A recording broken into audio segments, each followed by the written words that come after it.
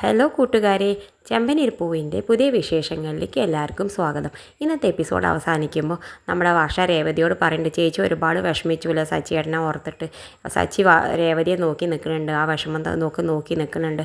ആ വിഷമിച്ച് നിൽക്കുന്ന സച്ചിയെ കാണിച്ചിട്ടാണ് കേട്ടോ ഇന്നത്തെ എപ്പിസോഡ് അവസാനിക്കുന്നത്. പിന്നെ ഇന്നത്തെ പ്രൊമോയിൽ കാണിക്കുന്ന ആൻ്റണി ജയിലിൽ ഇങ്ങനെ കിടക്കുന്നുണ്ട് കേട്ടോ.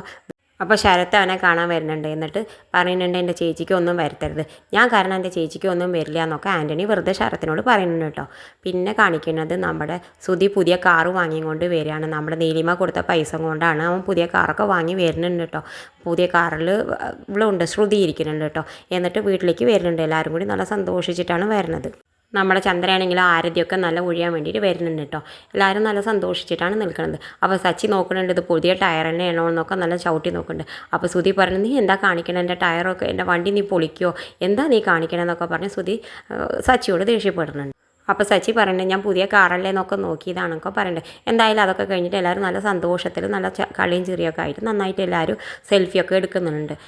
അപ്പോൾ സുധിയോട് ചോദിക്കുന്നുണ്ട്, സച്ചിയും ശ്രീകാന്തും ചോദിക്കുന്നുണ്ട്, ഞങ്ങൾക്ക് ചിലവൊന്നും ചെയ്യണില്ല, നീ എപ്പോഴും ഞങ്ങളുടെ കയ്യിൽ നിന്ന് മാത്രം വാങ്ങി കഴിക്കാറ് പതിവ്, ഈ പ്രാവശ്യം നീ ഞങ്ങൾക്ക് ചിലവ് ചെയ്യണം എന്നൊക്കെ പറയുന്നുണ്ട്.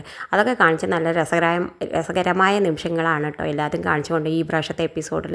നാളത്തെ എപ്പിസോഡിൽ ഇതൊക്കെ നമുക്ക് നാളെ കണ്ടറിഞ്ഞ് കാണാം കേട്ടോ. ഇതുപോലെയുള്ള ചെമ്പനീർ പൂവിൻ്റെ പുതിയ വിശേഷങ്ങൾ നിങ്ങളുടെ മുന്നിൽ എളുപ്പത്തിൽ എത്താൻ ചാനലൊന്ന് സബ്സ്ക്രൈബ് ചെയ്യാൻ മറക്കരുത്.